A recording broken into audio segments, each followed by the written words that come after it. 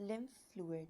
So the walls of the capillaries are so thin that water dissolved solutes and dissolved gases easily leak out of them and pass through the walls of the plasma into the tissue fluid surrounding the cells. So the cells exchange materials across their cell membrane with the tissue fluid surrounding them by diffusion, osmosis, or active transport. So, the more fluid leaks out of the capillaries than is returned to them, and this excess of leak fluid surrounding the capillaries then passes into the lymphatic system, becoming the lymph fluid.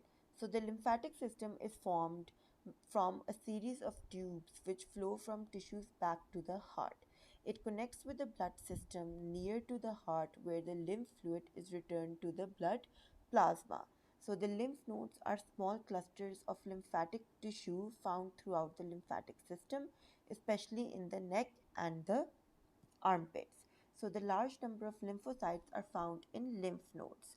So, these tissues associated with the lymphatic system, such as bone marrow, produces these lymphocytes, and lymphocytes plays an important role in defending the body against the infection.